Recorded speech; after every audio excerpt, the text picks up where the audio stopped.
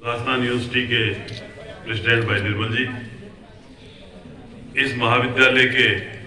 छात्र संघ अध्यक्ष भाई नितेश जी,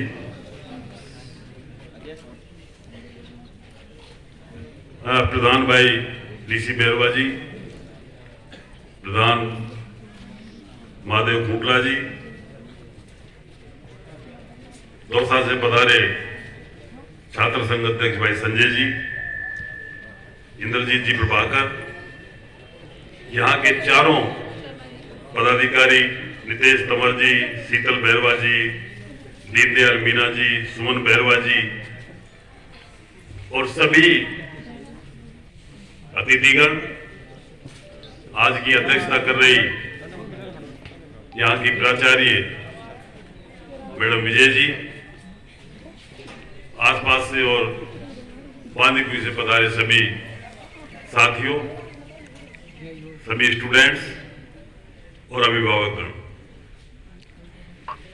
देखिए, ये महाविद्यालय मैं समझता हूं कि इसका नाम स्वर्गीय राजेश पायलट जी के नाम से किया गया है।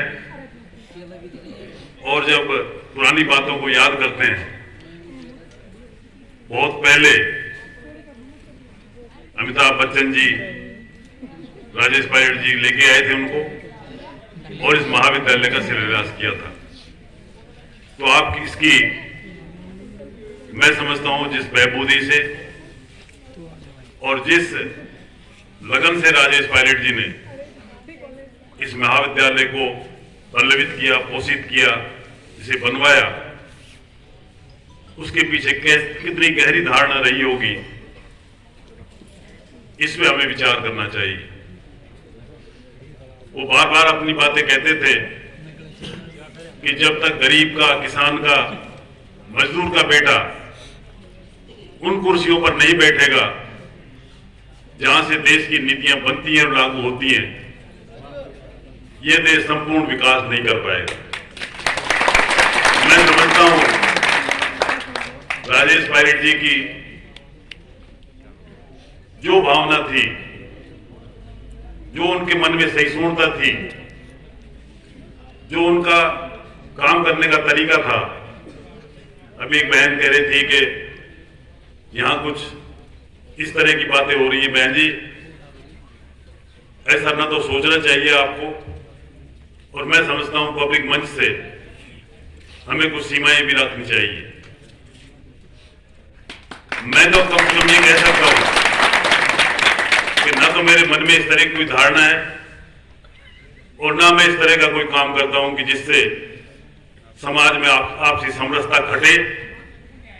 या कोई इस तरह की बात कहने का मौका मिले। आप में से बहुत सारे लोग जो मेरे साथी कार्यकर्ता हैं,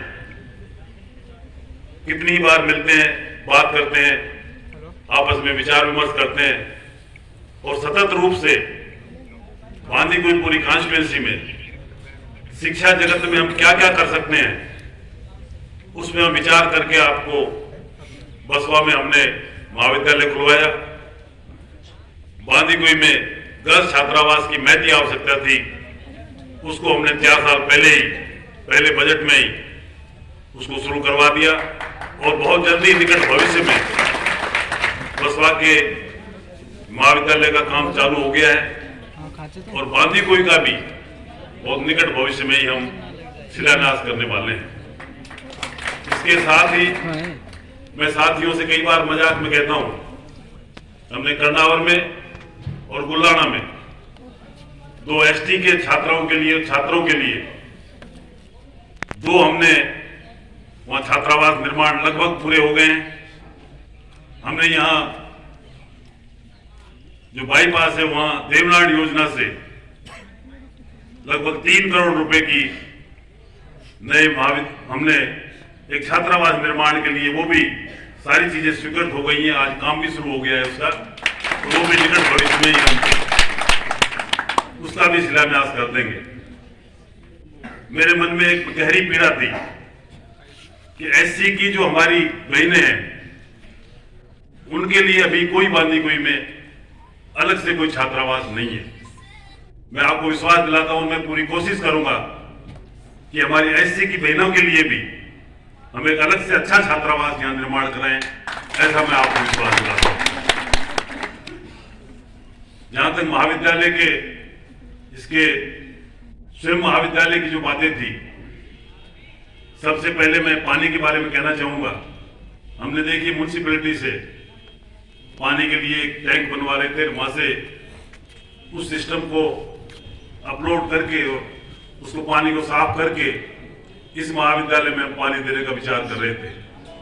और प्राकृतिक आपदा से वो पूरा जो सिस्टम था वो पानी भर गया और वो टूट गया। अब पुनः हम कोशिश कर रहे हैं कि वापस एक अच्छा सिस्टम यहाँ बन जाए, ताकि महाविद्यालय के सामने जो पानी भरने की समस्या है